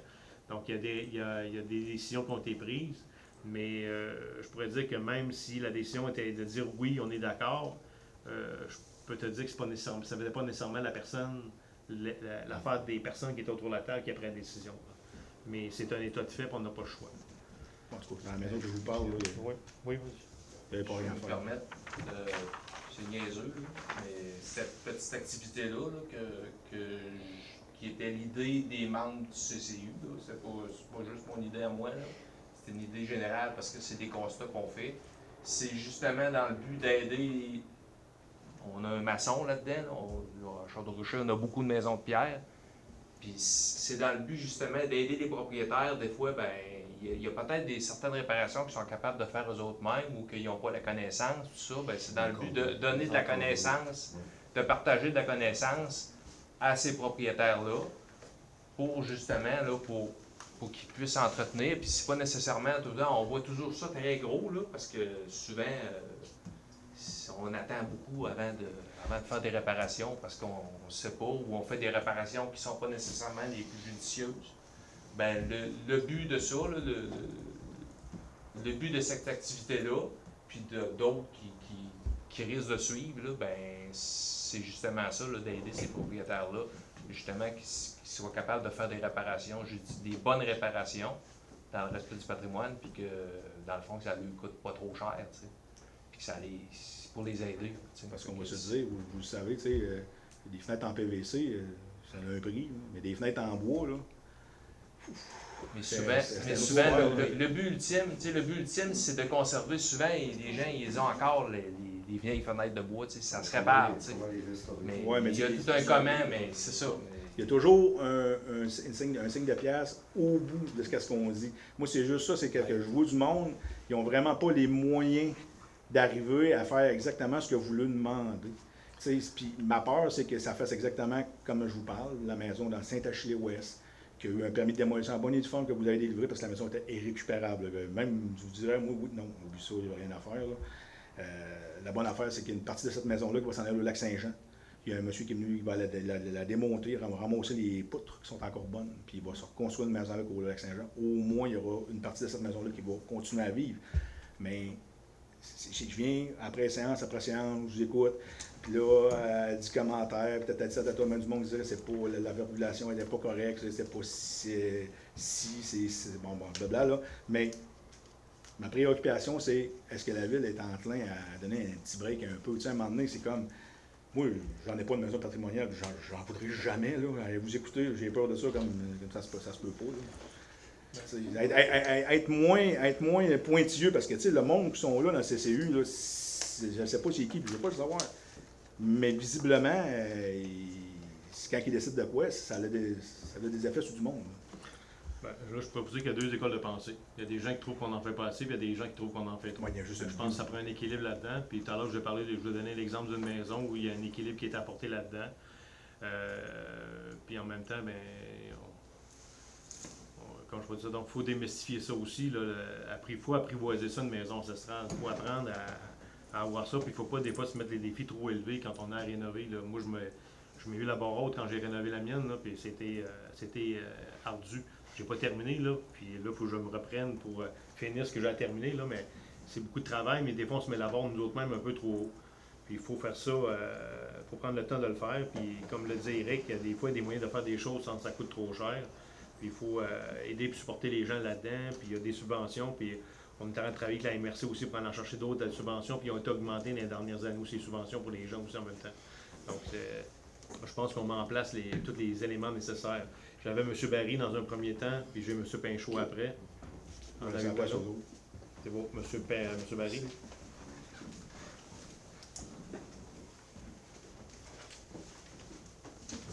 Alors, on parle de maison patrimoniale. Je voudrais amener un cas. Vous connaissez évidemment, probablement tout le monde. La maison qui est située au 8102 de l'avenue Royale. Comment on peut expliquer, après quelques années, que cette maison soit un saccage et un massacre à ce point? C'est quelqu'un qui a une maison patrimoniale dont l'extérieur était magnifique, fenêtre à 6 carreaux, tout le reste. Une maison qui date certainement du début du 19e siècle. Moi, je me souviens à l'époque, parce que j'ai fait partie du CCU, et que le propriétaire j'avais indiqué qu'il voulait faire des modifications. Alors ça fait plus que 2 ans, ça va en faire 3 bientôt. Et on avait très bien été très, très, très précis, très ferme du côté de ce qui était possible de faire, puis ce qu'il ne devait pas faire non plus. Alors, qu'est-ce qui fait qu'aujourd'hui, puis y a-t-il des mesures qui vont être prises un jour pour arrêter le saccage qui se passe sur cette maison-là? Parce qu'il y en a eu, quand on regarde ces murs pignons avec les fenêtres qui sont là, ça n'a aucun rapport. Mais dans la partie de l'annexe arrière, on a vu apparaître tout d'un coup un balcon dans un toit à 3 versants, qui est un saccage total. Alors, je ne sais pas comment vous pouvez répondre à ça, mais il me semble que des fois pas assez, des fois trop, mais là, il me semble qu'il y aurait des recours à avoir. Les travaux ne sont pas terminés là, pour cette maison-là. Il y a encore des choses qui sont à faire, on verra le produit final de quoi, comment ça va ressortir. Là. Mais vous pouvez admettre qu'à date, c'est un peu triste. Moi, je n'admets rien. Là. On a eu des recommandations du CCU, puis on les a suivies, les recommandations, puis il y a eu des accommodations qui ont été faites, puis à un moment donné, il faut partir avec l'état de la maison dans lequel elle était, puis comment elle va finir en bout de ligne, puis est-ce le produit final, c'est mieux ça que de détruire une maison? Est-ce qu'on est content quand même du résultat? Moi, je vais attendre de voir que les travaux soient terminés, mais pour l'instant, je trouve que ça avance bien. Ben moi, je vous dirais, entre ce que vous avez entrepris sur votre maison, c'est pas pareil. Ben, c'est justement, quand on dit c'est pas pareil, la qualité est pas pareille non plus, puis le résultat non plus. Ben, quand je dis pas pareil, c'est que je veux juste dire que l'état de ma maison, qu'on a restauré, ma conjointe et moi, elle n'était pas dans l'état de celle-là. Celle-là, je l'avais visitée aussi, là. Je ne l'ai pas pris, là. Parce qu'il y avait beaucoup à faire, puis il y avait des travaux à faire, là. Fait que c'est sûr que l'état de la maison qu'on a pris en main puis qu'on a restauré, on est fiers, on est content, mais en même temps, on n'était pas dans la même pattern que les propriétaires que vous parlez, là. Non, c'est ça, mais là, on parle que de l'allure extérieure, là, l'intérieur. Moi, je l'avais déjà visité aussi, la maison de 8002. C'était quand même en soi un petit bijou à l'époque. Alors que là, c'est un peu triste. On va attendre de voir le produit final pour l'instant. Faut donner, il y a des choses qui devaient être faites, ça fait longtemps qui n'ont pas été faites parce qu'il y a eu d'autres infiltrations d'eau, il y a eu plein d'affaires, plein de dégâts à l'intérieur qui ont été refaites à quelques reprises. Là, donc, ils ont été courageux. Fait que je lève mon chapeau, puis en même temps, on verra le produit final, comme je dis. Là. Je pense parce que je dirais qu'à la dernière séance, vous vous rappelez, le propriétaire était ici pour un peu vous considérer comme ayant été négligent dans le temps que vous aviez mis à répondre à des permis, alors que je suis obligé de dire que j'ai presque eu envie de répondre à ce moment-là. Il y a un côté un peu délinquant chez ce propriétaire-là. Excusez le terme, mais c'est ça quand même. C'est votre commentaire. Parfait. Merci. Monsieur Pinjot? Oui.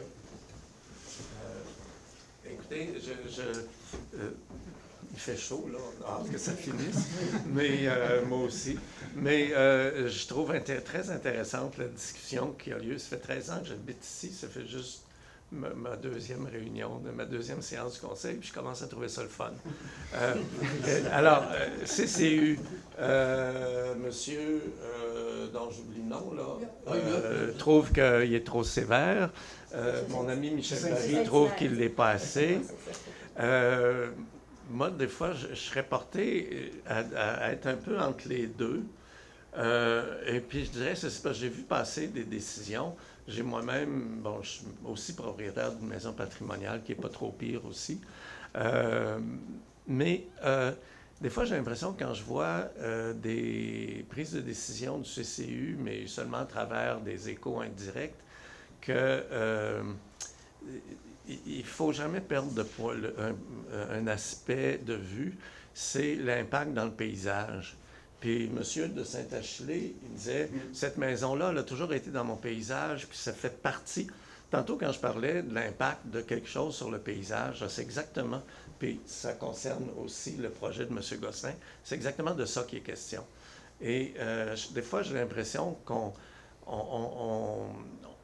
va trop dans la couleur de la fenêtre, ou peut-être un peu trop dans les détails, pas assez de prendre un peu de recul puis voir l'impact dans le paysage. Parce que dans le fond, depuis nos discussions récentes, par exemple, j'ai épluché le règlement, je ne sais plus comment il s'appelle, là, concernant les plans d'implantation et d'intégration dans le paysage. Ce plan-là, ça concerne essentiellement l'apparence des bâtiments et leur effet sur le paysage.